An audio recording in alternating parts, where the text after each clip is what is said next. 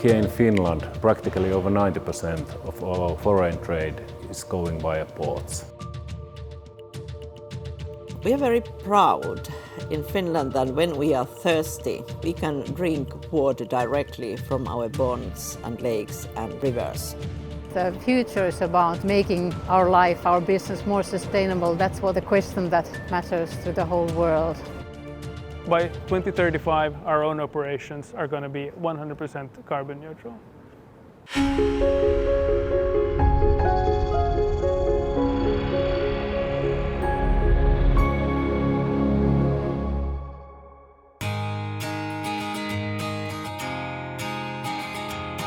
In any bigger port, like our port of Helsinki, the number of stakeholders and players and workers there in the port is really big. And therefore the port acts like a platform or a hub to bring all that doing together.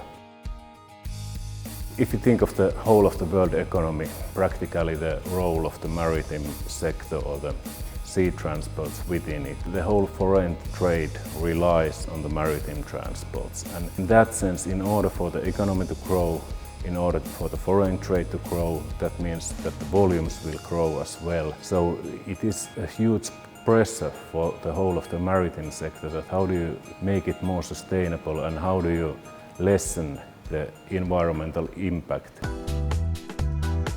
Our partners, customers, stakeholders, everyone needs a well-functioning port where traffic can flow through smoothly, when the traffic arrives on time, when there are no bottlenecks for traffic. And this is something that's needed for the port to be able to grow. A port grows sort of as a function of a growing economy.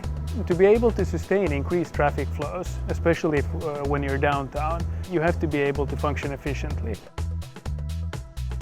Helsinki is the capital of Finland, and as such actually we are a very important destination for cruise vessels, for instance. It has been noticed that we have the busiest passenger traffic from Finland to Tallinn and Sweden and other countries to foreign countries. That's the busiest liner traffic in Europe. So we are in a very important and interesting hub of business and vessel traffic.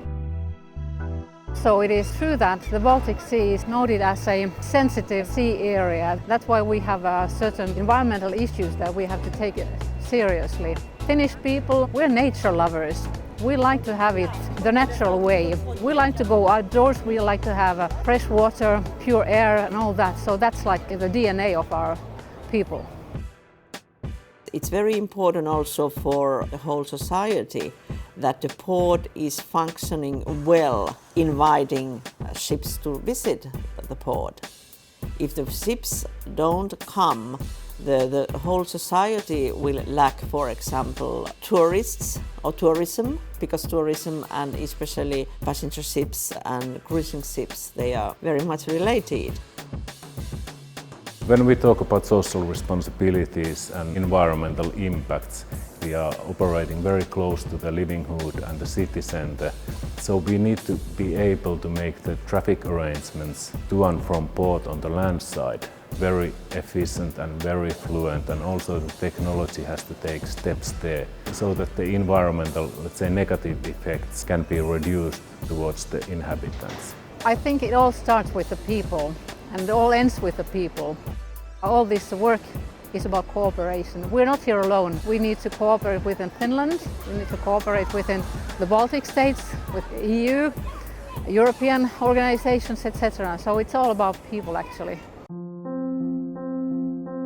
Welcome to the western harbour of Port of Helsinki. The turnaround time for vessels here in Helsinki is actually really fast. Compared to an airport where the turnaround time for a plane taking maybe 200 passengers is nowadays maybe 30 minutes. Here we can turn around a ship with over 2,000 passengers, a lot of cargo, a lot of cars in an hour or less. This is a so-called auto-mooring system, which in effect is a robotic arm that moors the vessel. This speeds up mooring operations a lot, only by a few minutes, but a few minutes aggregated over a year, for example, is actually quite huge. Those extra minutes that you save in mooring and unmooring operations leads the vessel to be able to go a little bit slower overseas, which reduces in turn its fuel burn and therefore lowers emissions, actually by quite a lot. Even though you're just saving maybe a couple of minutes in port. So every minute counts because it turns into real fuel savings in the long run. One big thing is that on all of our berths we have the wastewater management system, so we are incentivizing all of the vessels to leave their waste in the harbor. As you can see, there are systems here by the quayside where the vessels can put their hoses, connect their hoses and discharge the wastewater to the city system directly. When the Baltic Sea was designated as a special area under this MARPOL Annex 4 at IMO, so there is a request that riparian countries needs to convince the shipping society that we have adequate port reception facilities for this sewage. I would say that we have three main areas in our environmental targets, and they are very much focused on climate change, local community and clean water. We want to be able to swim in clean water without facing any harmful impacts of eutrophication, for example, in the form of toxic blue-green algae. I think overall here in Baltic Sea we are already kind of forerunners in this area, but we need to be better and we need to get everybody on board on this as well. And I think one of the, let's say, good concrete targets on our side is that we want our ports to be carbon neutral by 2035.